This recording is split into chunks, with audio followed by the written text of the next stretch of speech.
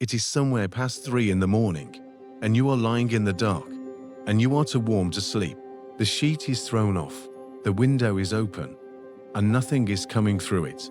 The air in the room is the same temperature it was at midnight, and the same temperature it was at the peak of yesterday afternoon, and your body, which has been waiting all night for the call that always comes, is slowly beginning to understand that tonight the call is not coming at all.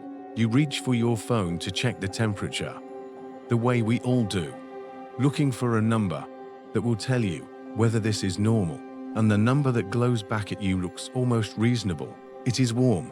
It is uncomfortable. It is not, by the standard you have carried your whole life, a number that should frighten anyone. And that is the first thing I want you to understand tonight, because the entire story rests on it. That number, the one on your screen, the one scrolling across the bottom of every news broadcast this week, the one everybody is quoting, is the gentlest possible version of the truth. It is not the number that decides whether a hot night merely steals your sleep or quietly stops your heart. There is another number underneath it, a number most people have never heard of and have certainly never had explained to them.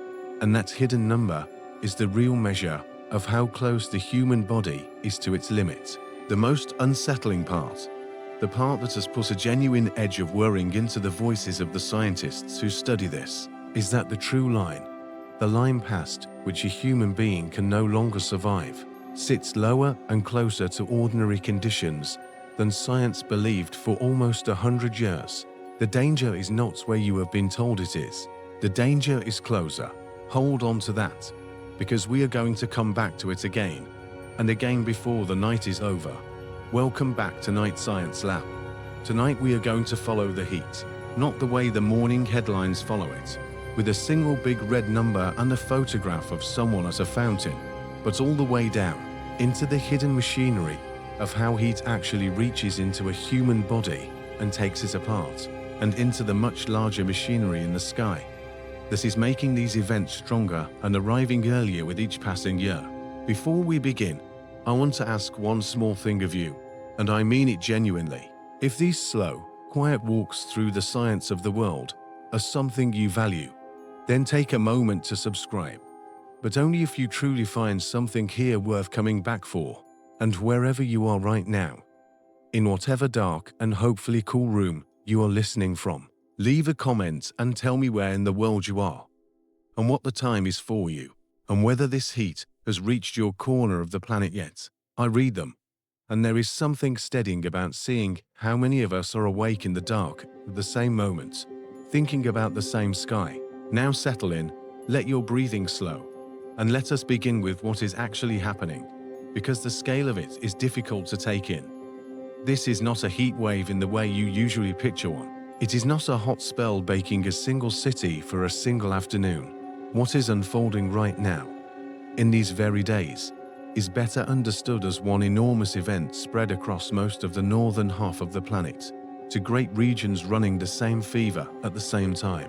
Over Western Europe, a dome of high pressure has settled and refused to move, pressing down on the air, compressing it, heating it further with each day that passes. And on the other side of the Atlantic, over the central and eastern United States, a second dome is doing precisely the same thing. These are not two separate stories that happen to be occurring together by accident. They are two parts of a single pattern in the river of air that circles the globe. And we will get to exactly why that river has buckled the way it has, because that mechanism is the reason this keeps happening, and the reason it is going to keep getting worse. For now, simply sit with the geography of it. In Europe, the records are not creeping. They are breaking by margins that should not be possible. In central France, the city of Poitiers climbed past 41 degrees Celsius, which is just over 106 degrees Fahrenheit, shattering a local record that had stood since the year 1947.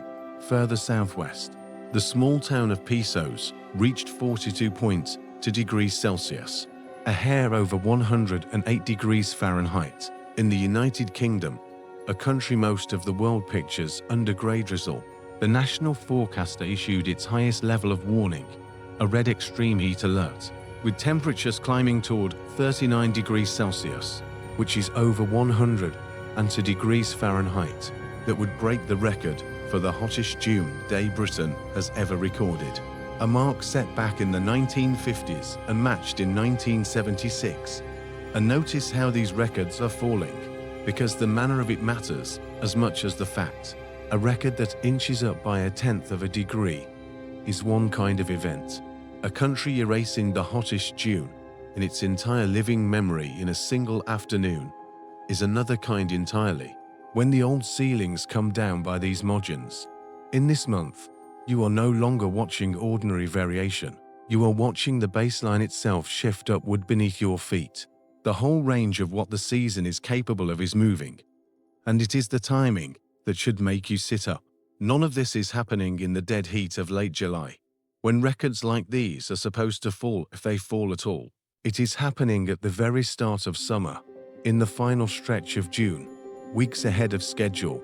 Red alerts, the highest tier of warning, have been hoisted at the same time across the United Kingdom, France, Spain, Germany, Switzerland, and Luxembourg. In Portugal, during the related heat, the country experienced what meteorologists call tropical nights, almost from one border to the other. Nights where the temperature never fell below 20 degrees Celsius.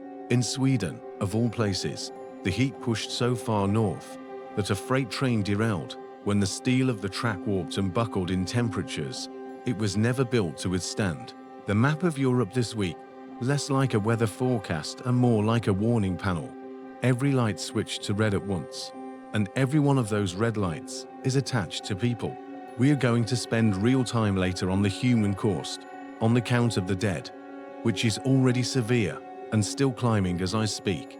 But I want you to carry the human scale with you from the very beginning, so that none of these numbers ever drift into the abstract. Behind each record on each map is somebody, a laborer trying to finish a shift in air that fights back, a parent trying to keep a small child cool on a top-floor apartment that has not dropped below 30 degrees in days, an elderly person sitting very still in a darkened room, waiting for a night of relief that, this year, is simply not arriving. Every record is being paid for by a body somewhere. That is the thread that runs underneath all of this dot. Now hold Europe in one hand and turn your attention across the ocean, because the other half of this machine is just as large. As Europe bakes, forecasters in the United States are warning that a heat dome building across the central and eastern part of the country will subject roughly 200 million people to dangerous heat in the days surrounding the 4th of July. 200 million. That is well over half the country, all of them sliding under the same lid of trapped, superheated air at the same time. And just as in Europe, this is not arriving in the depth of summer, it is arriving at the leading edge of it. In the final days of June, when the season is not supposed to be capable of this yet, along the densely populated Eastern Corridor, the great chain of cities from Washington up through Philadelphia and New York, forecasters expect the temperature to climb toward, and in places reach 100 degrees Fahrenheit. Washington may see for separate days at or above that mark. Further south, the city of Raleigh is forecast to approach 107 degrees. And these are not dry desert numbers. They are layered with the thick humidity of the eastern United States, which pushes the felt temperature, the thing your body actually experiences, up toward 110 and even 115 degrees Fahrenheit across vast stretches of the country. To continents. One moment in time, records coming down on both sides of an ocean at once, weeks before the calendar says it should be possible. When you see the same extraordinary thing break out simultaneously into places separated by thousands of miles of sea, the correct instinct is not to treat them as coincidences. The correct instinct is to go looking for the single cause large enough to drive both. And that cause is exactly what the rest of this video is going to uncover, layer by layer. But before we can understand the sky, we have to understand the body. Because here is the idea this entire story is built around. The thing I need you to truly absorb before we go any further. The number everybody is watching, the air temperature. is not the number that decides whether this heat is merely miserable or genuinely lethal. To see the real danger, you have to learn how your own body keeps you alive on a hot day, and what happens in the precise moment it can no longer do that job. So let us start there with a fact about yourself, so ordinary you have probably never once thought about it. At this very moment, lying in the dark, you are running a furnace. Every cell in your body is burning fuel to keep you alive, and that process throws off heat constantly. Whether you are sprinting up a hill or sound asleep, your core temperature, the temperature deep inside you where your organs live, has to stay within an extraordinarily narrow band, right around 37 degrees Celsius, which is 98.6 degrees Fahrenheit. Push it just a few degrees above that and hold it there, and the delicate machinery inside your cells begins to come apart. Your organs begin to fail, and you die. Across millions of years, your body evolved one main tool to keep that from happening, and that tool is so familiar you forget it is a miracle. It is sweat. Here is how it works, and the secret is in a single word. When you grow too hot, you push water out onto the surface of your skin, and then that water evaporates. Evaporation is the whole trick. When liquid water turns into vapor and lifts off your skin into the air, it carries energy away with it, pulling heat directly out of your body and dumping it into the world around you. It is the same reason you shiver when you step out of a swimming pool into a breeze. Even on a warm day, the water on your skin is evaporating, and as it leaves, it steals your warmth and carries it off. Your entire ability to survive a hot day rests on this one quiet process. As long as your sweat can evaporate, you can shed heat as fast as you make it, and you can endure conditions that would otherwise cook you from the inside. But evaporation has a catch, and the catch is the hinge on which this whole story turns. Water can only evaporate into air that has room left to accept more moisture. If the air around you is already saturated, already heavy and full of water vapor, then your sweat has nowhere to go. It does not lift off and carry your heat away. It just sits there on your skin, beading and dripping and running off you, doing nothing at all, while your core temperature keeps climbing. This is why humidity is so much more dangerous than most people understand, and why the raw temperature can be such a liar. A bone-dry afternoon at 110 degrees Fahrenheit in the desert can be survivable, because your sweat evaporates furiously and keeps you cool. A humid afternoon at a mere 95 degrees in a swamp can kill you, because that same sweat just sits there uselessly while your body slowly overheats. The temperature alone tells you almost nothing.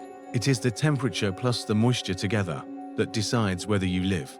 And there is a number that captures exactly that combination, and it is the most important number you will learn tonight. Scientists call it the wet bulb temperature.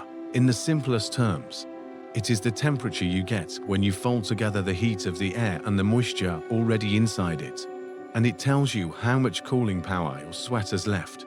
They measure it in a way that is almost beautifully simple. You take an ordinary thermometer, you wrap its bulb in a wet cloth, and you move air across it. The water in that cloth evaporates and cools the thermometer down in exactly the way sweat is supposed to cool you. If the air is dry, the cloth cools dramatically, and the reading drops far below the real air temperature. If the air is already soaked with humidity, the cloth can barely evaporate anything at all, and the reading climbs frighteningly close to the air temperature itself.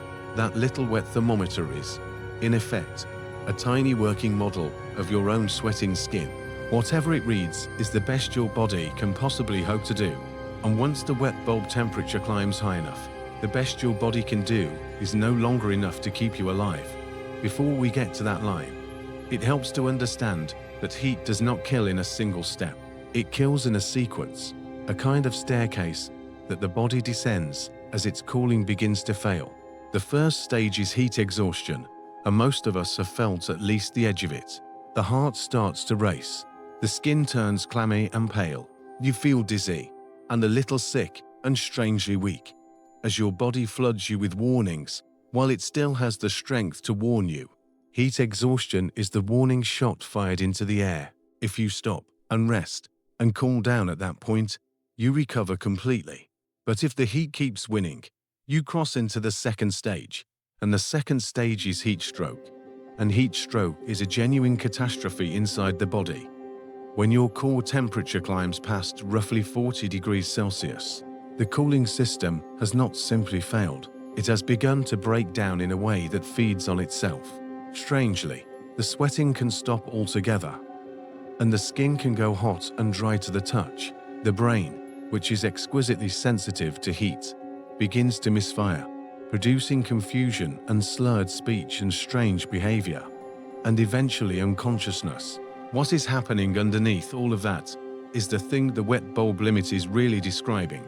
Past a certain temperature, heat physically damages the machinery of life. The intricate proteins that do the work inside every one of your cells begin to lose their shape.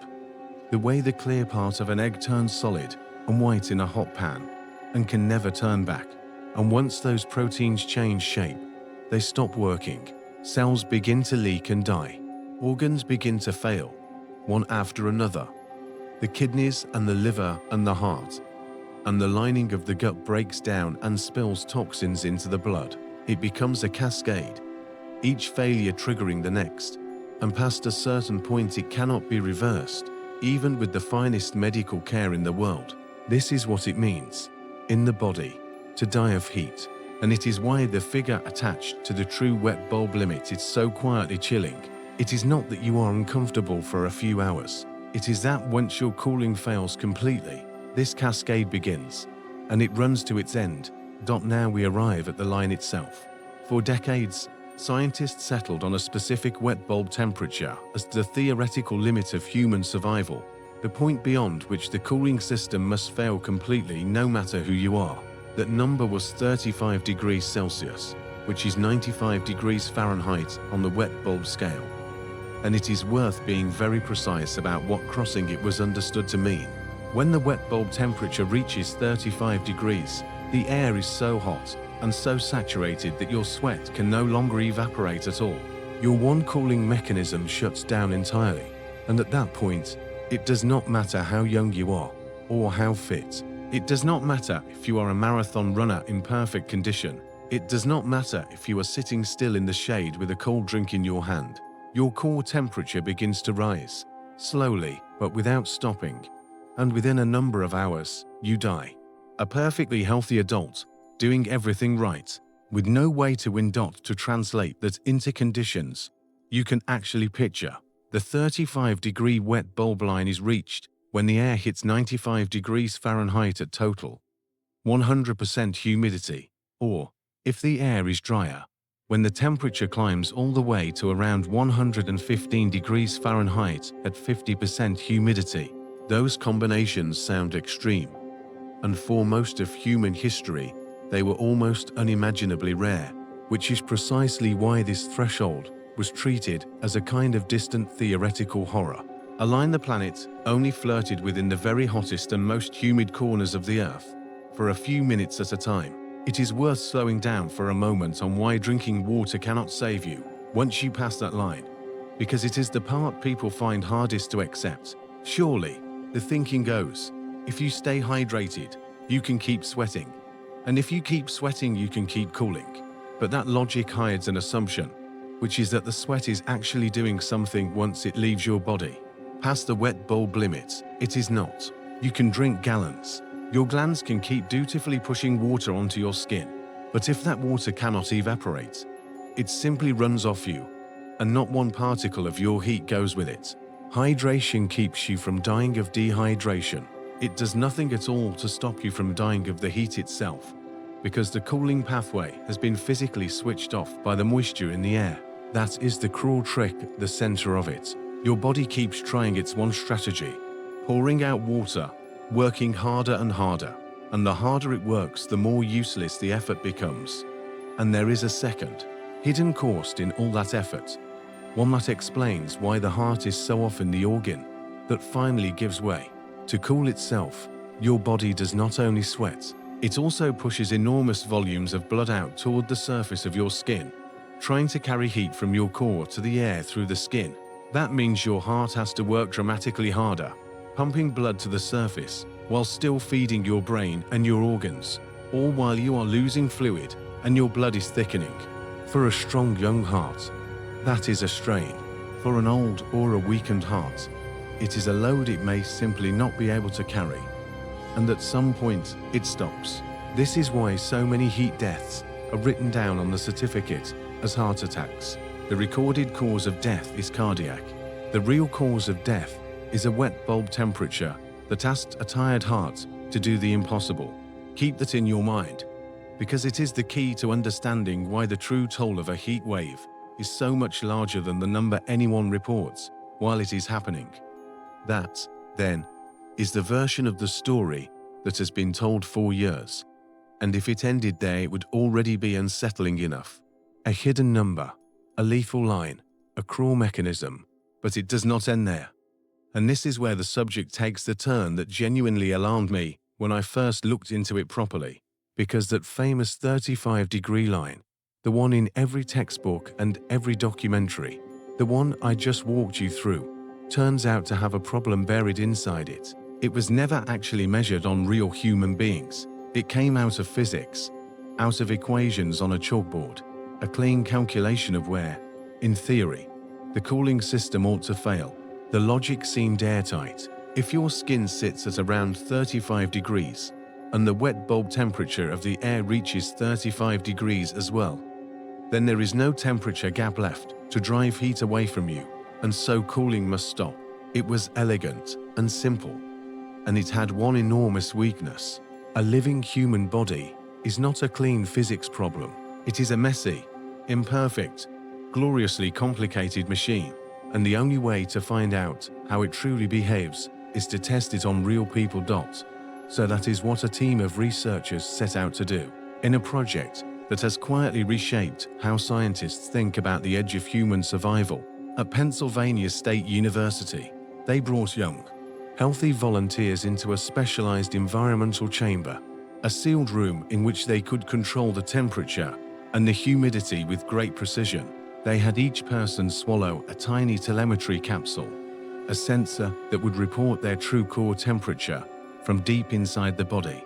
And then, slowly and carefully, they raised the heat and the humidity, watching for the exact moment when each person's core temperature stopped holding steady and began its slow, unstoppable climb.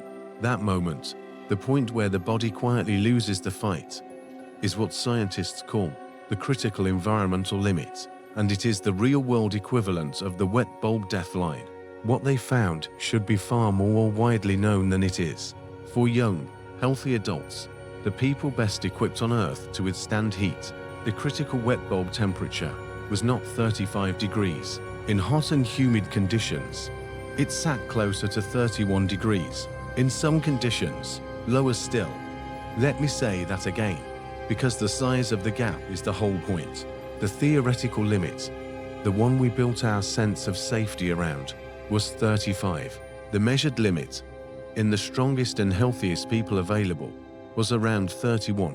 That is a difference of several degrees. And when you are talking about the very edge of human survival, a few degrees is not a rounding error.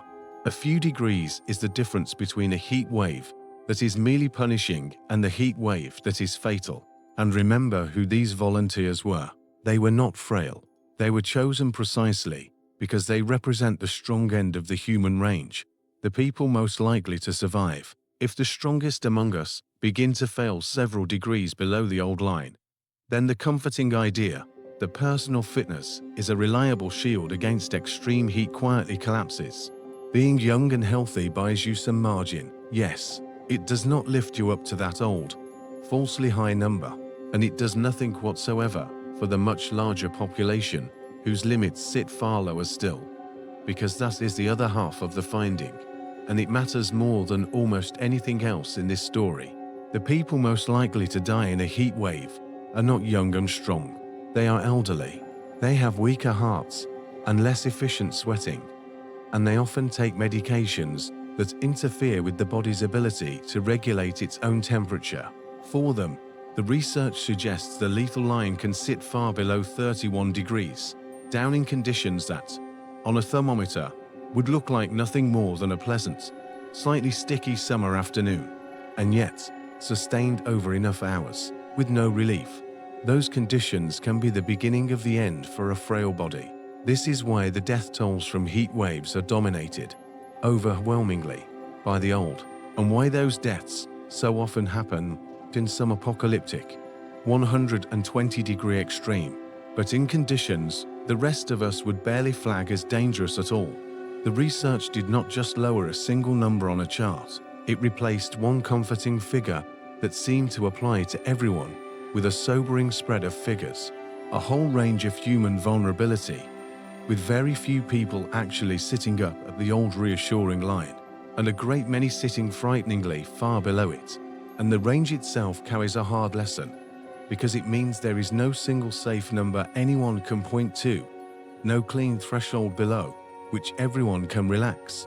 So people can stand in the exact same hot, humid air and be in completely different danger, one of them merely uncomfortable, the other quietly approaching collapse, depending on their age and their health and their medications and their history. This is part of what makes heat so treacherous and so easy to wave away. The strong person standing next to the vulnerable one feels fine and concludes the conditions are fine and goes about the day, while right beside them the vulnerable one is being pushed past a line that the healthy body cannot even feel. The absence of a single visible threshold lets the healthy majority talk themselves out of taking the heat seriously, right up until it is the people around them who begin to fall. And this is the moment where the title of this video stops being a phrase and becomes a literal, measurable, scientific statement. The heat hitting the world right now really is far worse than you think. And it is worse in a very specific way. It is worse because the one metric everyone is watching, the air temperature, hides the real threat, the wet bulb temperature. That lives underneath it.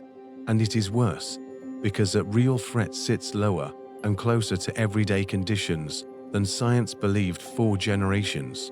We spent decades reassuring ourselves with a line that was too high. We told ourselves the deadly threshold was way out at the edge of the possible, and the bodies of real people, measured in a sealed laboratory, told us the line is closer than that. The margin of safety we thought we had was, in part, an illusion. We have all been quietly treating wet bulb catastrophe as a problem for the future. Something the climate models warn will arrive in the second half of this century in a few unlucky regions. But if the true survival limit is several degrees lower than the textbook figure, then the timeline moves up. The dangerous conditions are not patiently waiting for the middle of the century. For the most vulnerable people among us, the old, the sick, the very young, lethal heat stress can be reached today. In this current event, at wet bulb temperatures that would never have tripped the old alarm, the future arrived early, and we were measuring it with the wrong ruler. There is one more distinction the researchers draw that makes all of this even more sobering, and it is the difference between 2 words, survivability and livability. Survivability is the hard limit, the point past which a healthy person dies within hours, but long before you reach the line where heat kills you outright, you cross a much lower line, where heat stops you from being able to do anything at all. Livability is the threshold past which you cannot work, cannot function, cannot maintain anything like a normal life, where the only sane response is to stop everything and shelter. And that livability line sits far below the survival line, which means that even in places that never quite reach the lethal threshold, ordinary life, outdoor work, school, simply being a functioning human being out of doors, becomes impossible at temperatures we used to call merely uncomfortable. The damage does not begin at the moment of death. It begins long before, in the slow shutting down of everything people need to do in order to live. So if the line is lower than we believed, and the heat is higher and earlier than ever, then the question stops being abstract and grows a face. Who is dying right now, in this exact heat wave? While most of the world glances at the thermometer and decides it is merely an uncomfortable week, that is where we have to go next. And the answer is already being counted, and it is rising by the day. Let us start with the numbers as they stand tonight, and let us start with Spain, because Spain shows you the part of the toll that usually stays hidden. Spain runs a system that tracks what scientists call excess mortality. And the idea behind it is simple and powerful. You look at how many people would normally be expected to die in a given stretch of days, based on years and years of historical data. Then you compare it to how many people actually died. The difference, the excess, is the fingerprint of an event like a heat wave, even when not a single death certificate has the word heat written on it. And in the days since this current heat wave took hold, Spain's monitoring has already linked hundreds of deaths to it. By one count, more than 300 heat-related deaths registered in a matter of days. Among them, an elderly man who died in a care home in the north, and another who died of heat stroke in the south. Those are people whose deaths, in many cases, will ultimately be recorded as heart attacks, as strokes, as respiratory failure, as old age, with the heat hiding quietly behind a dozen other names. In France, the toll has its own terrible shape. At least 18 people have died in connection with the heat. And the details of who they were will stay with you. In one town in the southeast, where the afternoon air climbed past 39 degrees Celsius, a mother found her two young children unconscious in the family car, a child of 2 and a child of 4. First responders could not save them. In the Bordeaux region, 3 elderly people, between the ages of 80 and 95, died over a single weekend from causes the heat had driven them into. And then there are the drownings.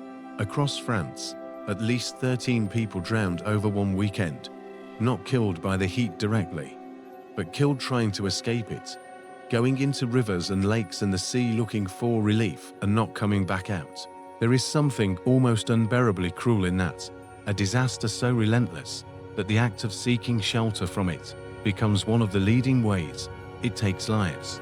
The heat does not only reach the frail in their bedrooms, it reaches the young and the strong out in the water, doing the most natural thing in the world on a hot day.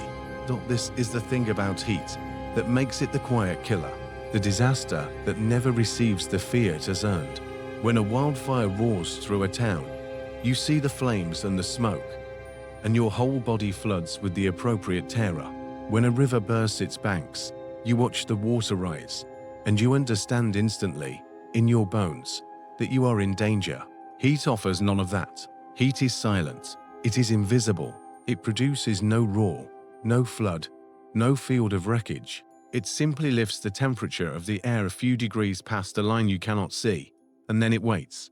And over hours and days, it reaches into the bodies of the most vulnerable people around you and quietly stops them from working. The danger of heat is almost perfectly inverse to how dangerous it looks. A heat wave can unfold under a postcard blue sky, in bright and beautiful sunshine, and be, by the cold arithmetic of the dead, one of the deadliest events a region faces all year. And because it leaves no wreckage, only empty chairs, slightly more of them than there should be, scattered across a country in apartments and hospital wards and care homes, the disaster passes almost entirely unseen. Unless someone is carefully counting the excess dot, it is worth understanding the distinction that public health officials draw between direct and indirect heat deaths, because it explains why every number we are hearing right now is almost certainly a fraction of the eventual toll. A direct heat death is the obvious case. Someone who collapses from heat stroke, and whose death is immediately and unmistakably tied to the heat. Those are the deaths that get reported in real time, the drownings, the clear cases. But they are the minority. The far larger share of a heat wave's victims die indirectly, of the heart attacks and strokes and respiratory failures that the heat pushed them into. And those deaths get filed under those other names. They do not show up in the daily tallies. They only emerge weeks later, when the statisticians compare the real death count to the expected one and find the grim surplus. So when you hear the figures from this week, understand that they are the visible tip of something larger, and that when the full accounting is finally done, history tells us with grim reliability that the real number will be far higher than anything being reported today. If you want to understand how large that hidden toll can grow, you only have to look back to the summer of 2003, the event that still haunts European public health, and that hangs over everything happening this week. That summer, a heat wave settled over the continent and would not leave, and by the time the excess mortality was finally tallied, the death toll across Europe was estimated at more than 70,000 people. In France alone, close to 15,000 died, and the way they died is the part that matters for understanding today. They were overwhelmingly elderly. They were overwhelmingly alone. Many lived by themselves in apartments without any cooling, with their families away on the traditional August holidays, and they died quietly over a span of days, some of them not discovered until well afterward.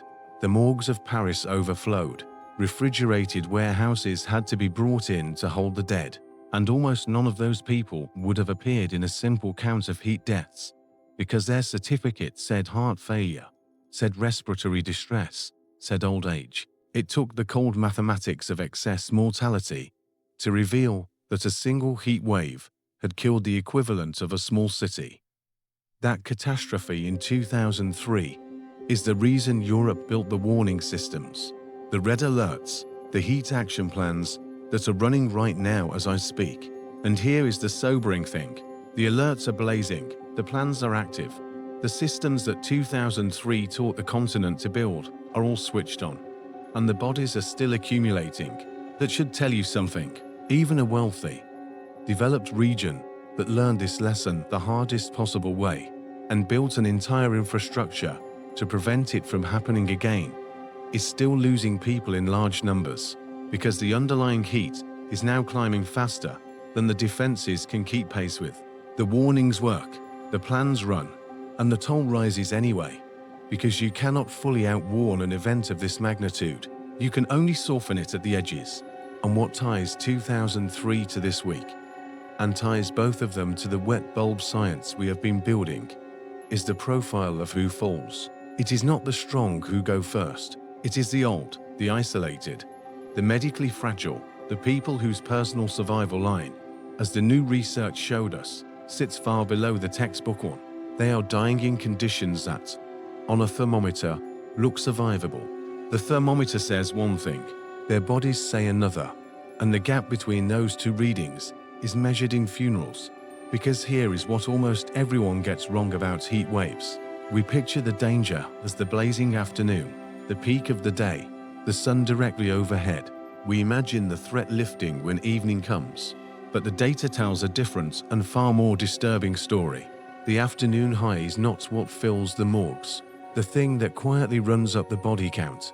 The true mechanism of mass death in a heat wave is something that happens in the dark, in the small hours, and it is something this current event is producing in record-breaking fashion on both sides of the Atlantic.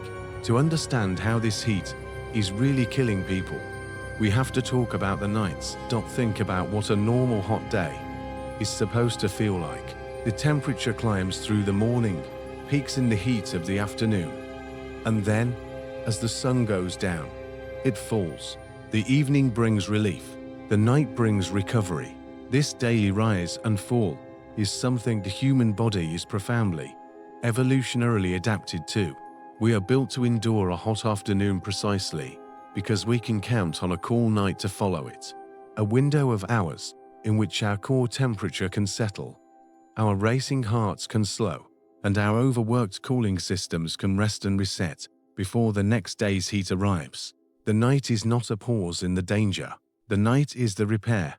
Now imagine what happens when the repair never comes. Imagine a night where the temperature refuses to fall, where the darkness brings no relief at all, where the air at 3 in the morning, the air you are perhaps lying in right now, is still hot enough to keep you damp and sleepless. Your body, which has been fighting the heat all day long, never gets its recovery window.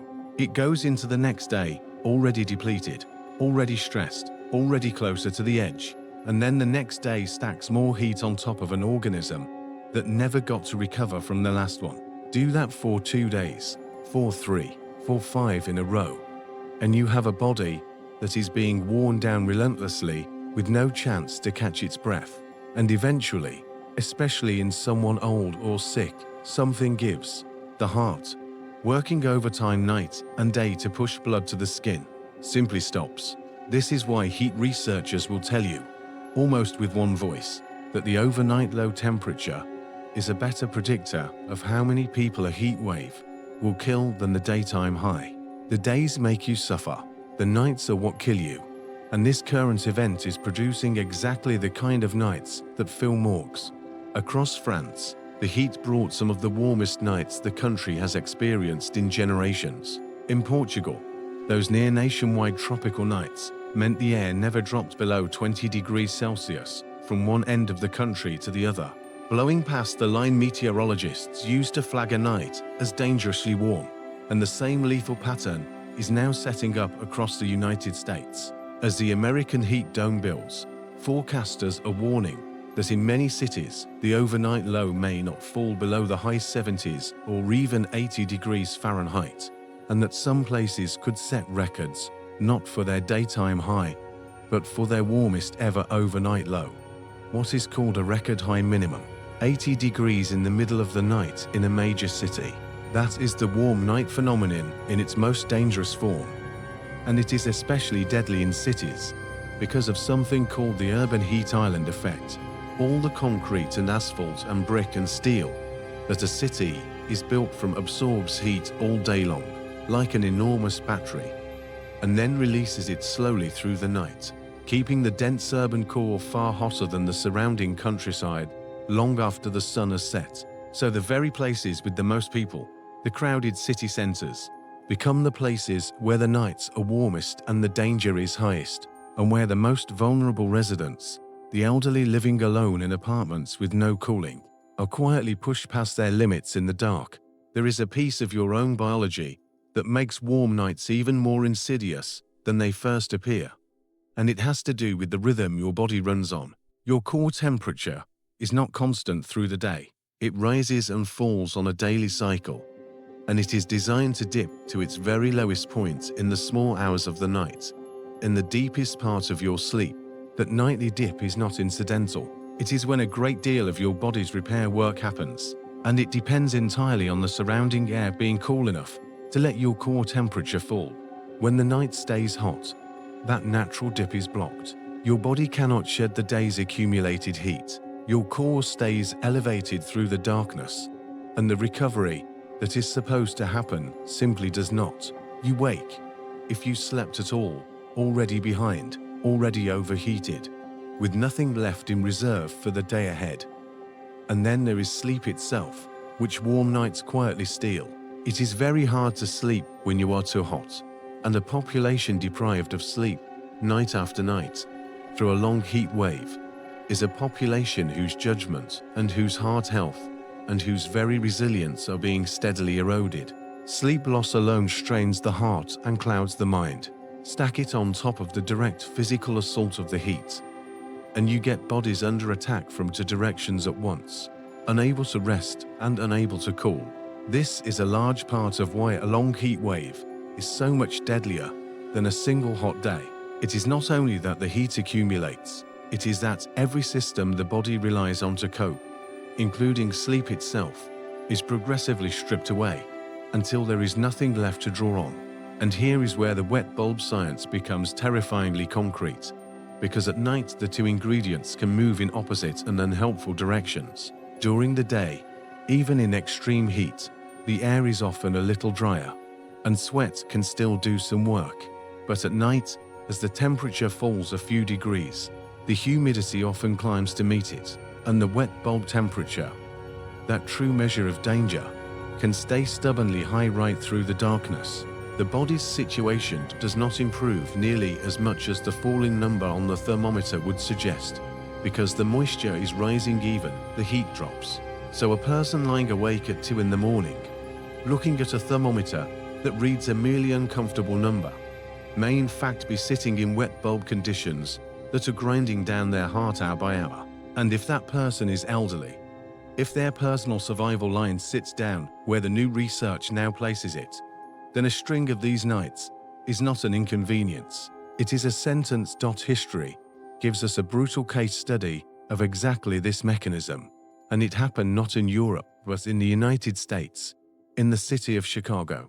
In the summer of 1995, over the course of about 5 days in July, a heat wave killed more than 700 people, that single city. And when researchers later took apart what had happened, the picture that emerged was a near-perfect illustration of everything we have been describing. The daytime temperatures were severe, but it was the nights that did the killing. Nights when the urban core stayed brutally hot and never let anyone recover.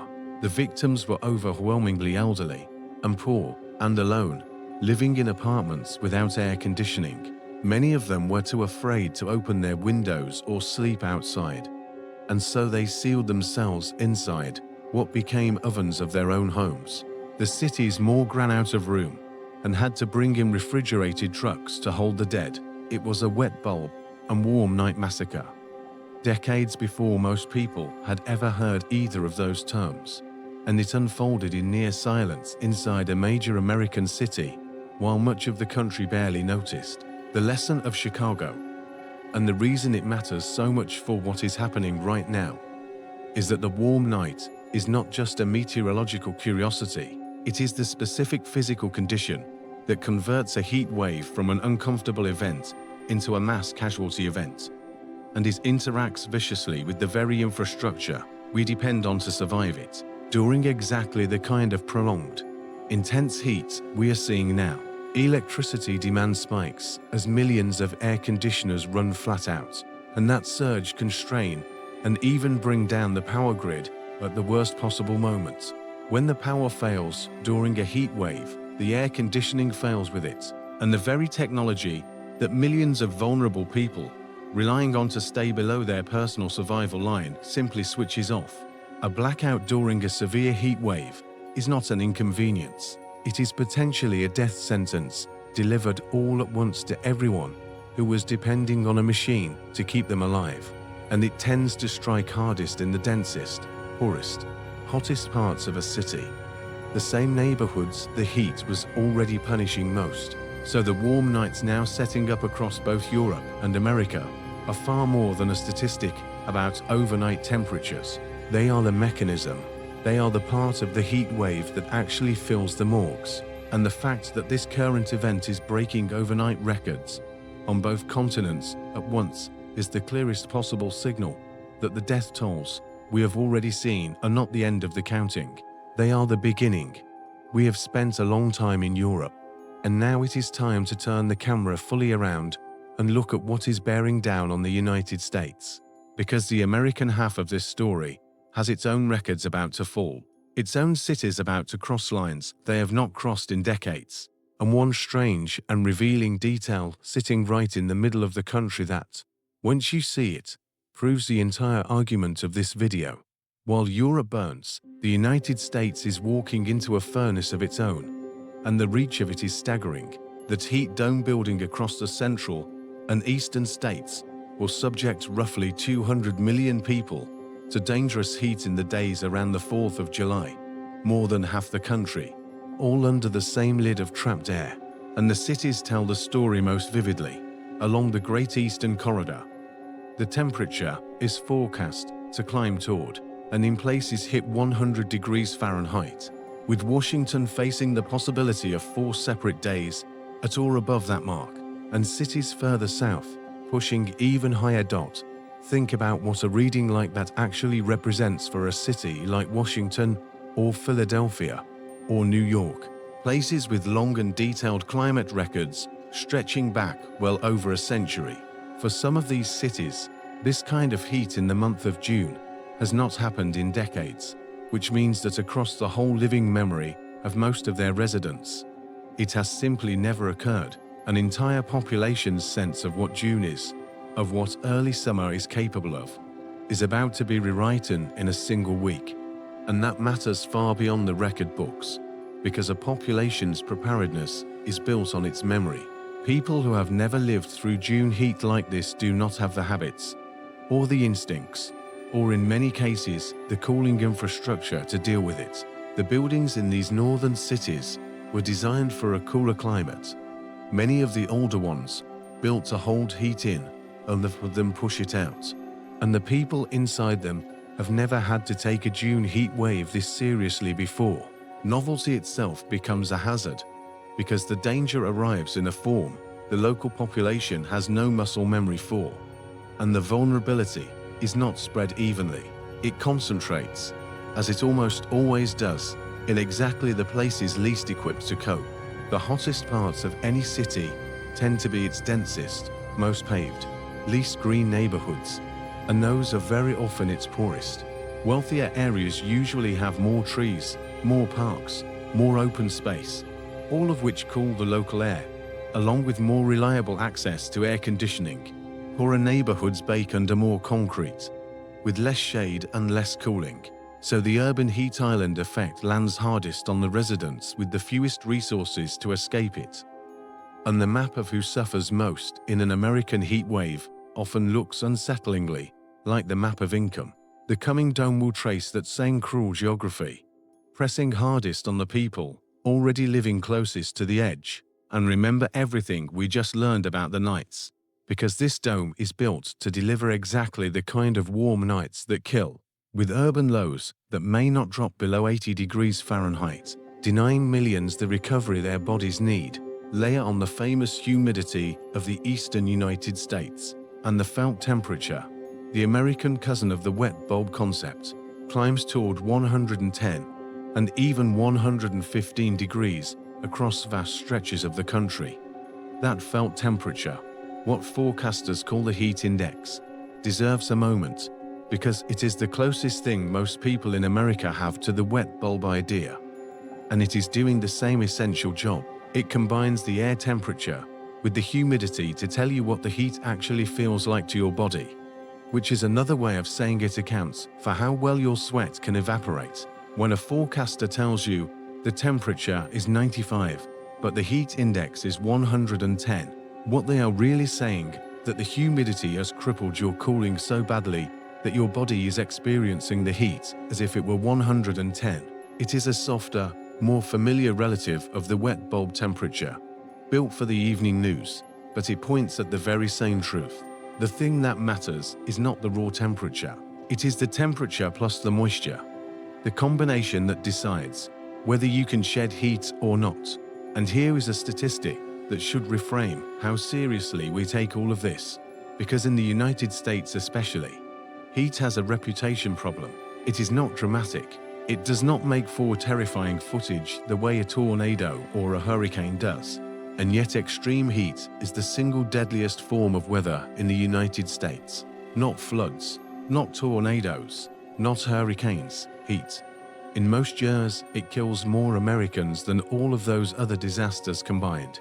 It is the deadliest weather the country faces, and it does its killing in exactly the quiet, invisible, overnight way we have been describing, which is precisely why it never receives the respect or the fear that its body count demands. The most dangerous weather in America is the weather that looks, on a forecast, like nothing more than a hot week.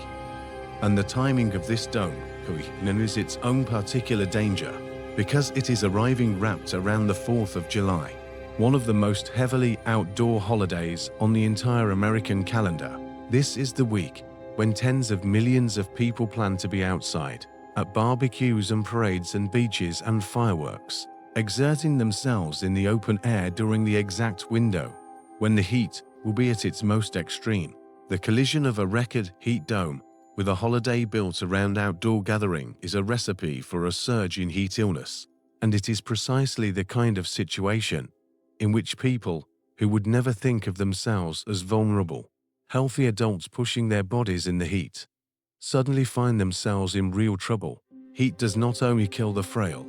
When the conditions are extreme enough and people exert themselves, it reaches the strong as well. And a holiday weekend is exactly when the strong are most likely to be out in it. But here is where the American side of the story delivers something genuinely revealing. A single strange fact that, once you see it, proves everything we have been building toward. While the central and eastern United States bakes under this historic dome, something is happening on the other side of the country that should be impossible if these were just random hot spells. As the heat builds in the east, the western United States is going the opposite way. The jet stream, that is ridging up over the east is plunging down over the west, dragging in a pool of much cooler air, with temperatures in places running far below normal. And along the edge of that cool, dry, windy air, the fire danger has spiked, with a large and destructive wildfire already burning. Heat-shattering records in the east, unseasonable cool and dangerous wildfire winds in the west, in the same country, in the same week. To most people, that sounds like a contradiction, like the weather has lost its mind. But it is not a contradiction at all.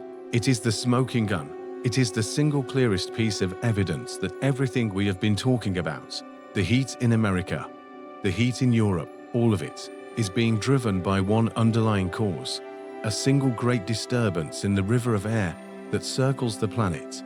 And that is the doorway into the deepest part of this whole story. To understand why heat in the east and cool, fire-prone air in the west are actually the same phenomenon. You have to picture that river of air, high up in the atmosphere, flowing around the entire northern hemisphere. We call it the jet stream. Normally it runs in relatively smooth, fast waves from west to east, sweeping weather systems along with it, so that a hot day is followed by a change. But sometimes it buckles. It develops enormous, exaggerated, slow-moving kinks, great looping waves that bulge far to the north in some places and plunge far to the south in others. Where the wave bulges north, it pulls a dome of hot air up from the south and parks it over a region, and you get a heat dome, the kind sitting over the eastern United States and over Western Europe right now.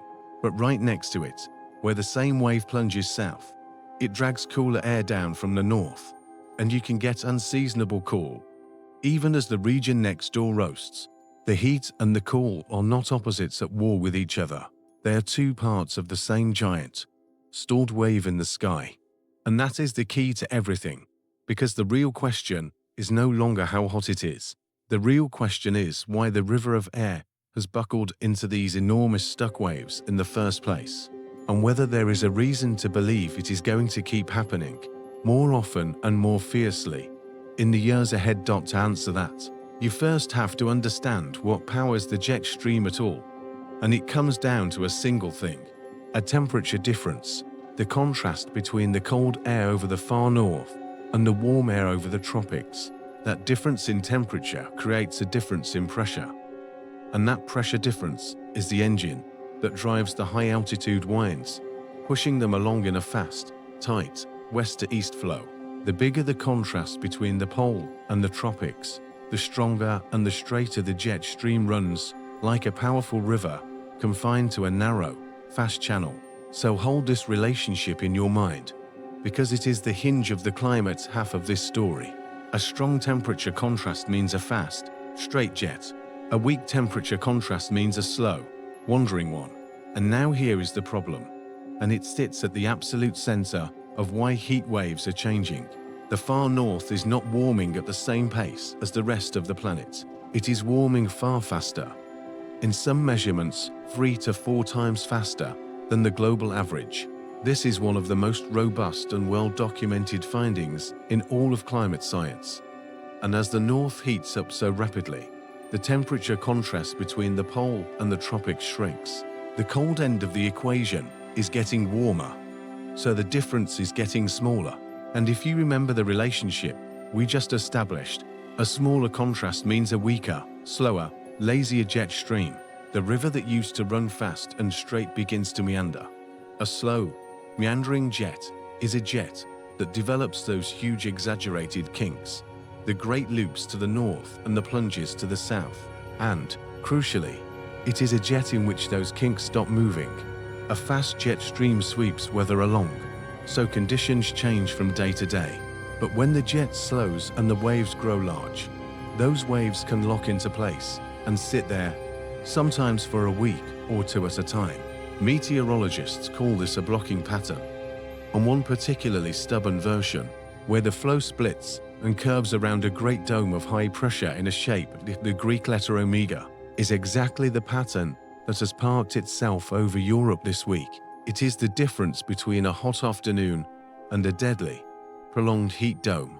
The heat does not move on, because the pattern steering it has ground to a halt. This is the mechanism behind the siege we are watching. The days and nights of relentless heat with no relief. Onto continents at once. The same kind of stuck wave that is baking Europe is part of the same hemispheric disturbance that has parked a dome over the eastern United States and dragged cool, fire-prone air down over the west. And the persistence is the tell. A normal heat wave is a moving thing, here today and gone in a few days as the weather progresses. What we are watching is the opposite. Heat domes that have planted themselves and refuse to budge. The fact that these features are not moving, that they have stored in place long enough to break records and run up death tolls, is the signature of a jet stream that has slowed and seized, exactly as the story of a rapidly warming north predicts. I want to be careful and honest here, because this channel does not deal in certainty it has not earned. The idea that a warming north is making the jet stream wavier and more prone to these stuck blocking patterns is supported by a growing body of evidence, but it is still an area where scientists are actively arguing over the details and the strength of the connection. What is not in serious dispute is the larger picture. The atmosphere now holds more energy than it used to. The baseline temperature on which every heat wave builds is higher than it was decades ago. So when a stuck pattern does form, the heat it produces is more extreme than the same pattern would have produced in a cooler world. You are not changing the fact that it is a roll of the dice. You are loading the dice, changing the odds, and changing what comes up when they land badly. And right now, the dice are loaded in another way as well. Out in the Pacific Ocean, where a warming phase of the Great Climate Pattern many people know by name is nudging global temperatures higher still. The background state of the planet, the warmed oceans, the elevated baseline, the energy stored throughout the system, is primed to make any heat event hotter than it would otherwise be. The stuck jet stream provides the trigger. The warmed world provides the ammunition. And there is one more piece of physics I have to put in front of you, because it connects the warming world directly back to the wet bulb temperature in a way that is almost too neat and too alarming to be a coincidence. There is a fundamental law of the atmosphere, worked out in the 1800s, that describes how much water vapor air can hold at a given temperature. The rule is simple. Warmer air can hold more moisture, and the relationship is steep. Roughly 7% more water vapor for every single degree Celsius of warming. Now think about what that means for everything we have discussed. The wet bulb temperature, the thing that actually kills people, is driven by the combination of heat and humidity. And a warming planet does not just raise the heat. By this law, it also automatically loads the atmosphere with more moisture. So global warming is, in a very direct and physical sense, a wet bulb amplifier. It pushes up both halves of the lethal equation at once, the heat and the humidity together. And because the danger depends on both, the threat rises faster than the temperature alone would ever suggest. The same warming that makes the air hotter also makes it wetter, and a hotter, wetter atmosphere is the precise recipe for the deadly conditions we have been describing all night. It is worth pausing on the engine driving the North's runaway warming. 2. Because it is one of the most elegant and vicious feedback loops in all of nature. The far north is covered in ice and snow, which is bright white and reflects most of the sunlight that strikes it straight back out into space. But as the planet warms and that ice melts, it exposes the dark ocean and dark land underneath, which absorbs sunlight instead of reflecting it. That absorbed heat warms the region further, which melts more ice, which exposes more dark surface, which absorbs more heat. Round and round it goes, each turn accelerating the next. This is why the North is warming several times faster than the rest of the planet. And it is why the temperature contrast that drives the jet stream is collapsing so quickly. The very mechanism that is supposed to keep the jet fast and orderly is being dismantled by a feedback loop at the top of the world. And the consequence of that dismantling is the slow, stuck, wandering jet that parks killer heat over our cities. When you put all the pieces together, the warming oceans, the moisture loading, the collapsing temperature gradient, the feedback-driven north, You stop seeing a series of separate problems and start seeing a single integrated machine, every part of it pushing in the same direction, toward heat that is hotter, more humid, more persistent, and more lethal. This is why the scientists who specialize in connecting individual extreme events to the broader warming say, event after event, with such consistency that heat waves of this intensity, and especially heat waves arriving this early in the season, are made substantially more likely and more severe by human-driven warming. The science of attributing these events has matured to the point where, after a heat wave like this one, researchers can run the analysis and tell you, with real statistical rigor, how much hotter and how much more likely the event was made by a warming climate. And the answer, event after event, points in the same direction. So we now have our full mechanism. A rapidly warming north weakens the temperature contrast that drives the jet stream. The weakened jet slows and develops huge, stalled waves. Those waves create blocking patterns that lock heat domes in place for days or weeks, and all of it unfolds on top of a planet whose baseline is already raised and whose oceans are already primed. So the heat that gets trapped is more extreme than ever. That is not a description of a freak event. That is a description of a machine, one that is being rebuilt every summer and tuned, year by year, toward more dangerous outputs. And once you understand that it is a machine and not an accident, the most frightening question is no longer about today.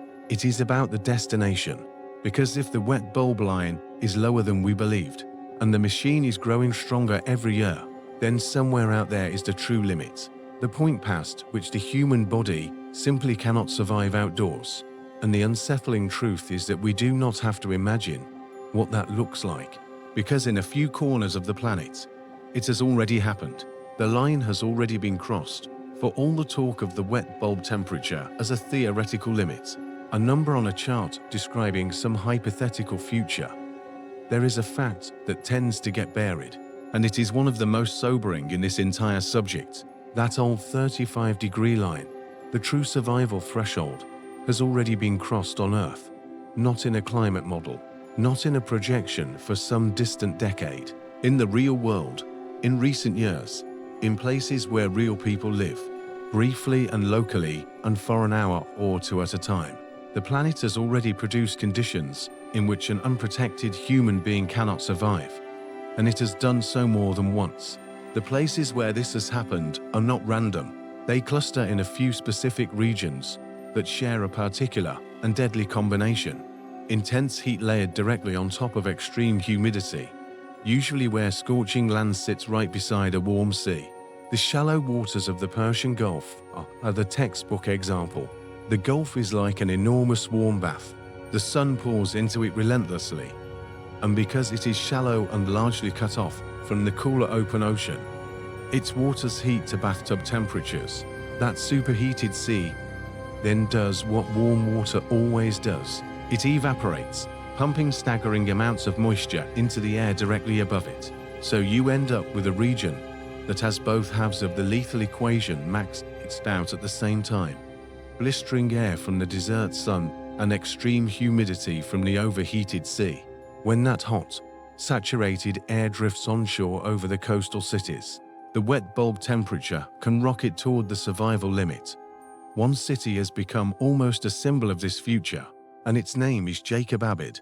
In southern Pakistan, it is regularly described as one of the hottest inhabited places on the face of the earth, and it has brushed up against the wet bulb survival line on multiple documented occasions over the past decades.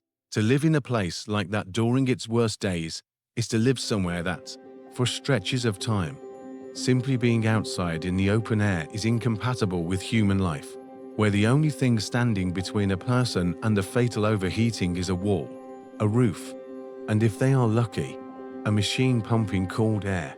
Think about what that means for the hundreds of thousands of people who live there, many of them poor, many of them without reliable electricity, let alone air conditioning. The theoretical limit of human survival is not theoretical to them. It is a weather forecast, and there is one specific reading that haunts the researchers who study this. A number of years ago, At a city on the coast of the Persian Gulf, the wet bulb temperature was recorded at 34.6 degrees Celsius, just shy of the old 35-degree line, for an hour or so. And what makes that reading so chilling is everything we have already learned tonight. Because remember, 35 was the old, theoretical, to high estimates. The newer research, measured on real human bodies, suggests the true danger line for many people sits several degrees below that, which means a reading of 34.6 is not merely close to the edge. By the standard of what real human bodies can actually endure, it is already deep into lethal territory for the old, the sick, and the vulnerable. The line we thought was at 35, the line that reading was almost touching, may in truth have already been well behind it. This is the bridge between the abstract and the immediate, and I want to make sure it lands. When you hear that Europe just had a day with vast numbers of people above 35 degrees Celsius of air temperature, your mind, trained by a lifetime of weather forecasts, files it away as a very hot day. But now you know to ask the hidden question: what was the wet bulb temperature in those places? How much moisture was in that air? Because depending on the humidity, a region in southern Europe, or the humid corridors of the American southeast under the coming dome, can produce wet bulb conditions that, for the most vulnerable people, are already brushing against the kind of lethal threshold the Persian Gulf has touched. The death zone is not a distant foreign place. It is a set of conditions, and those conditions are creeping into more and more of the inhabited world more and more often. And notice the cruel geography of who meets them first. The regions most exposed to these lethal spikes, places across South Asia and along the Persian Gulf, are among the most densely populated and, in many cases, among the poorest and least air-conditioned on the planet. The people on the front line of this threat are precisely the people with the fewest resources to escape it.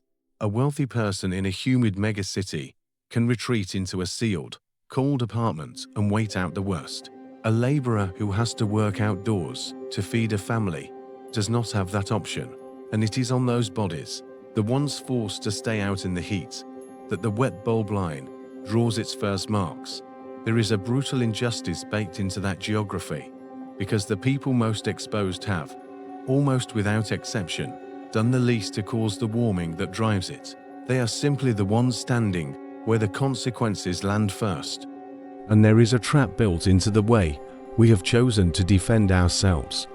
One the places that have already crossed the line reveal starkly. Our entire strategy for surviving extreme heat in the modern world comes down to essentially one thing: air conditioning.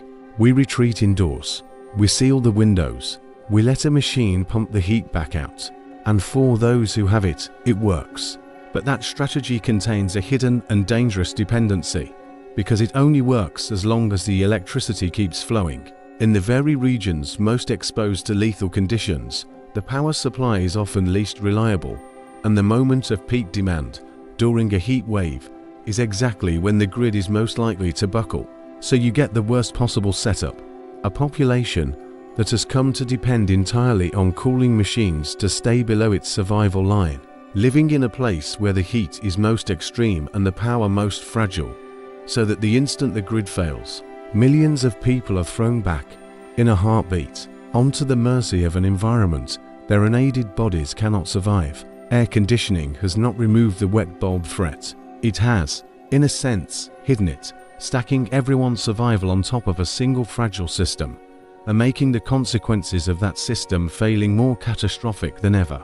It is worth remembering, too, that this is not only a problem for distant regions. The same dependency runs underneath the cities of Europe and America right now, where the grid strains hardest during exactly the heat waves that make it most essential, and where a blackout at the wrong moment would turn a survivable event into a lethal one. So we have established that the line is real, that it has already been crossed, and that the machine driving the world toward it is strengthening every year. Which brings us to a question that any honest look at this subject eventually has to confront. Because whenever an event like this unfolds, whenever the records fall and the maps turn red, a particular set of explanations begins to circulate. and I think it is worth taking them seriously enough to actually examine, rather than simply waving them away. The people asking these questions are usually not foolish. They are looking at something genuinely extraordinary to continent-shattering records at the same time, and they are reaching for an explanation big enough to match it. The instinct is understandable. It is just that, when you follow the evidence, the explanations do not hold, and the truth turns out to be both simpler and, in its own way, more frightening. The first idea you will hear is that the heat is being deliberately engineered, that governments or shadowy programs are manufacturing these heat domes through some form of weather control from and across the sky. And I understand the appeal of that idea, because a deliberate course feels more manageable than an accidental one. But the physics simply does not allow it. The energy contained in a continent-sized heat dome is staggering, beyond anything human technology can generate or steer. There is no machine, no program, no fleet of aircraft capable of creating or moving an atmospheric feature that large. The one real and modest form of weather modification we do have can, under the right conditions, coax a little extra rain out of a cloud that was already going to rain. It cannot conjure a hemisphere-spanning ridge of high pressure. The pattern we are seeing is fully and precisely explained by the jet stream dynamics we have already walked through. The slowed river, the stuck wave, the blocking high. We do not need to invent a secret hand. The atmosphere is doing this on its own, for reasons we can actually measure. The second idea is that the records themselves are fake, that the thermometers are rigged, or that the readings are inflated by being placed near hot city asphalt. And here the answer is almost embarrassingly straightforward. The agencies that keep these records are acutely aware of the way cities trap heat, and they correct for it. The records are not coming from a single thermometer next to a parking lot. They are coming from thousands of independent stations, run by dozens of different national agencies that do not coordinate with one another, including remote rural stations far from any city, and they all show the same signal at the same time. You cannot fake a record simultaneously across France and Spain and Portugal and Italy and Britain, on instruments operated by competing governments, in a way that also happens to match the measurements taken from satellites in orbit. The simultaneity across all those independent networks is precisely what makes the data trustworthy. The third idea is gentler, and in some ways more common. It is the shrug. It is the voice that says, it has always been hot in the summer, that this is nothing new, that people are simply softer now. And the data answers that one directly, because the entire point of an all-time record is that it is, by definition, hotter than anything in the measured past. When a country records the hottest day in its entire history of record keeping, that is not a normal summer. When a region erases a June record that stood for half a century, that is not the way it has always been. And the giveaway is the timing. These records are not falling at the traditional peak of summer. They are falling out of season, in May and June, which is exactly the fingerprint you would expect from a warming baseline and an earlier, more aggressive arrival of extreme heat. And then, because this is a channel about the sky in all its forms, there is one more idea I want to address with care. The notion that the sun is the culprit, that we are simply being cooked from above by a more active star. I have a real affection for that instinct, because the sun genuinely is the engine of nearly everything that happens in our atmosphere. But the numbers do not support it as the cause here. The sun's total energy output varies by only a tiny fraction of a percent over its cycles, far too little to account for the magnitude of what we are seeing.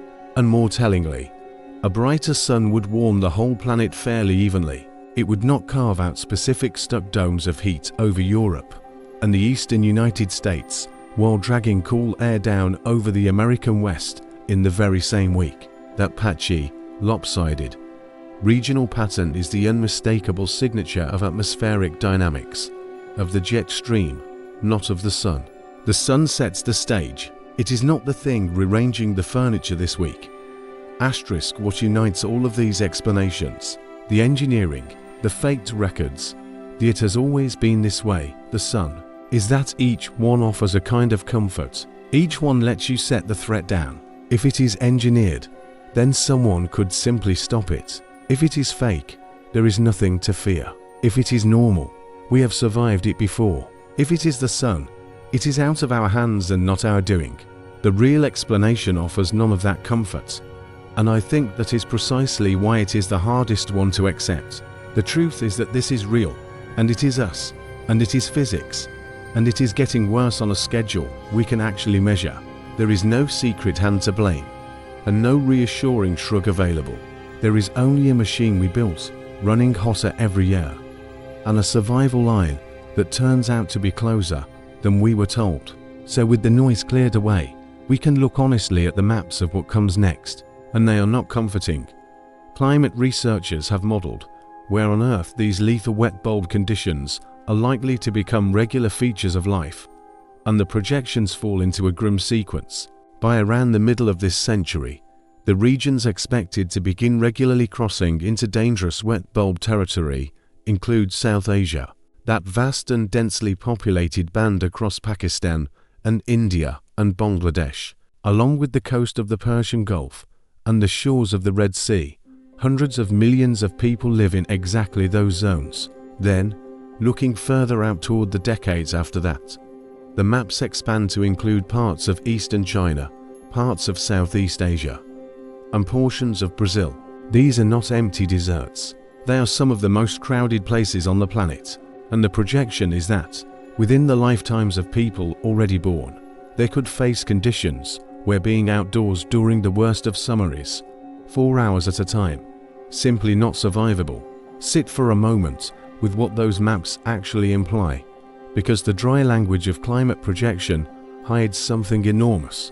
When researchers say a region will begin to regularly cross into dangerous wet bulb territory, they are describing a place that, for part of every year, becomes a place where human beings cannot reliably survive outdoors. And when a region reaches that state, the consequences ripple outward into everything. Agriculture, which depends on people working in fields, becomes impossible during the worst stretches. Economies built on outdoor labor seize up, and ultimately people face a choice that has shaped human history again and again, whether to stay in a place that has turned against them or to leave. The polite scientific term for what these maps describe is reduced habitability. The blunter way to say it is that parts of the world where vast numbers of people live today could, within the lifetimes of children alive right now, become places that periodically expel their own populations, simply because the air outside has crossed a line the human body cannot. Asterisk. And the cruelty of the timeline is that it runs faster for the most vulnerable than the headline dates suggest. The maps that name the middle and later decades of this century are describing when these conditions become regular and widespread for everyone. But remember everything the new research told us. For the old, the sick, the very young, the lethal line sits lower, which means those populations reach dangerous conditions years and even decades before the maps turn red for everyone else. The future arrives first for the frail, quietly, in individual deaths that get attributed to other causes, long before it announces itself as a regional catastrophe. By the time a place officially crosses the threshold, it will already have been killing its most vulnerable residents for a long time. And that is the pattern we are watching the leading edge of right now, this week, in the excess mortality figures coming out of Europe. And here is the thread that ties it all back to this exact moment. The European event we are living through is not even the first of the year. Just weeks ago, in late May, Europe was hit by an earlier record-shattering heat wave, one that pushed temperatures far above normal and set all-time records for spring heat across multiple countries, with one Portuguese town reaching a temperature in May that should have been impossible for that month. That earlier event killed people too, and then it faded. And now, barely a month later, here is the second and even more severe blow. 2 historic heat waves, back-to-back, before summer has even truly begun. That is what the shifting calendar looks like in real time. The season of dangerous heat is not just getting hotter. It is getting longer, arriving earlier, and striking in waves, one after another, each one testing the limits a little more than the last. Which brings us, finally, to the question that has been waiting underneath this entire video, the question that the records and the death tolls and the lowered survival line and the strengthening machine all point toward together. If this is June, and the records are already falling, and the lethal threshold is closer than we believed, then what we are feeling right now cannot be the peak. So what is it? And the answer, once you have absorbed everything we have covered tonight, is the most unsettling idea of all. Let me bring us back to where we started, to that simple, deceptive number glowing on your phone in the dark, because everything we have learned changes what that number means. When we began, I told you it was the gentlest version of the truth, and now you understand exactly how. You understand that the air temperature leaves out the humidity, and that the humidity is what disables your body's only cooling system. You understand that there is a true number underneath it, the wet bulb temperature, that measures how much survival margin you actually have left. You understand that the lethal line of that number sits lower than science believed for a century, and lower still for the old and the vulnerable. And you understand that the danger does its worst work not in the blazing afternoon, but in the quiet of nights that no longer cool. You will never read a summer forecast the same way again. And that, in a sense, is the whole point. But there is one final reframe, and it is the one I want to leave you with, because it is the true meaning of the title. We have a deep instinct, all of us, to look at an event like this and treat it as a peak. An extreme. A high water mark. The worst heat wave in memory, the hottest day on record. We file these things away as ceilings, as the upper limit of how bad it can get, and we comfort ourselves that, having survived the ceiling, we have seen the worst. But everything we have walked through tonight says that this instinct is exactly backwards. The heat that 2 continents are enduring right now, the records falling weeks before summer's true peak, the death tolls climbing into the hundreds and the thousands, the survival line being quietly brushed in the most vulnerable populations, all of it is happening near the beginning of a trend, not the end of one. The north will keep warming. The jet stream will keep slowing. The oceans will keep storing heat. The baseline will keep rising. And the machine that builds these domes will keep getting stronger. Which means the most important thing to understand about this heat wave is also the simplest. It is not the ceiling. It is the floor. It is not the most extreme heat the world will ever see. It is closer to the least extreme heat it will see from here forward. The all-time records being set this week are numbers that, in the decades to come, will very likely be remembered not as impossible extremes, but as ordinary summer days. I think the reason the difference between a floor and a ceiling matters so much is that it changes what you are supposed to do with the fear. If this heat wave were a ceiling, the right response would be to simply endure it, to get through the bad week and exhale when it passes, confident you have seen the worst. But if it is a floor, then enduring is not enough, because the thing you are enduring is going to become the new normal, and then be surpassed, and then surpassed again. A ceiling asks for endurance. A floor asks for attention, for memory, for the refusal to let this quietly become background noise. The most dangerous thing we could do with a summer like this one is to survive it and then forget it, to file it away as a bad year and move on, because that is exactly how a floor disguises itself as a ceiling, one forgotten record at a time, until the conditions that once shocked us are simply the conditions we expect.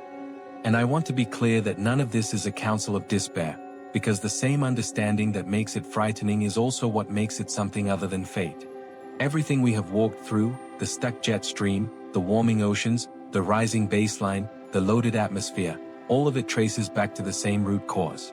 And that root cause is not a mystery, and it is not beyond reach. The machine that builds these heat domes is being fueled, and the fuel can be reduced.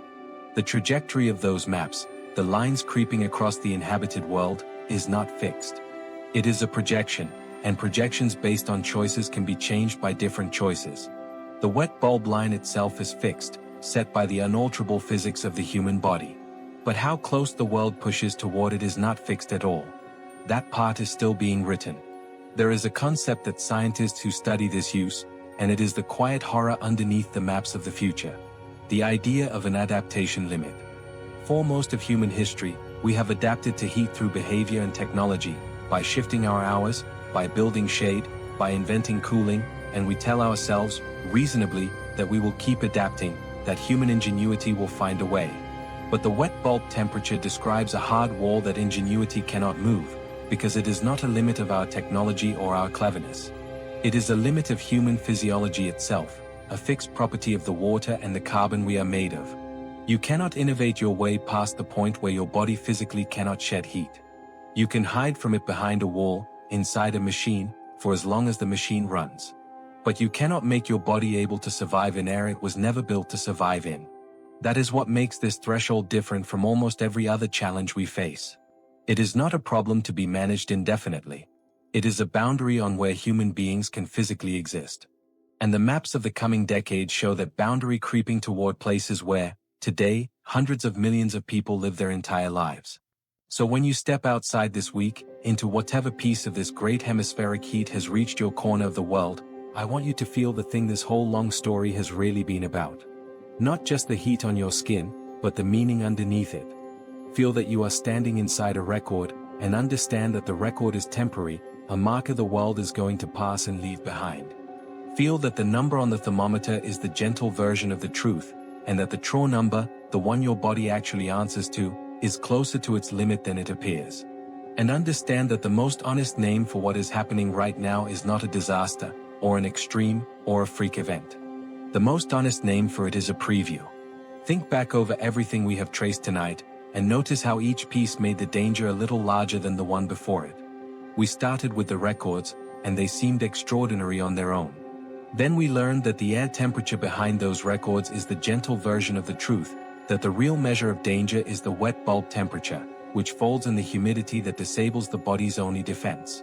Then we learned that the lethal line of that true number sits lower than science believed for a century, and lower still for the vulnerable. Then we saw that the killing happens most in the nights that no longer cool, and that those nights are breaking records too. Then we traced the broken river in the sky and the warming oceans that are making all of it stronger and more frequent. And then we saw that the line has already been crossed in a few corners of the world, and that the maps show it spreading. At every step, the threat turned out to be larger and closer than it looked the step before. That is the real architecture of this story. It is not one shock. It is a series of quiet revelations, each one pulling the danger a little nearer. And that is exactly why the title is not an exaggeration. The heat hitting the world right now really is far worse than you think, and it is worse in a layered, compounding way that no single number could ever capture. It is worse than the thermometer says, because of the humidity. It is worse than the daytime suggests, because of the nights. It is worse than the textbook claimed, because of the lowered limit. And it is worse than this week implies, because this week is a floor and not a ceiling. Each of those is true on its own, and stacked together they describe an event, and a trajectory, far graver than the headline number most people will carry away from this summer. The thermometer gave you one warm, almost reasonable number. Everything underneath it is heavier than that. This is not the ceiling we have finally reached. It is the floor we are only just beginning to leave. And so the question that should keep all of us paying quiet attention to the sky is no longer whether the heat will get worse. It is how much of the world, and how many of the people in it, will still be able to step outside when it does. Sleep well tonight, wherever you are, and may your own corner of the dark be cool enough to let you rest.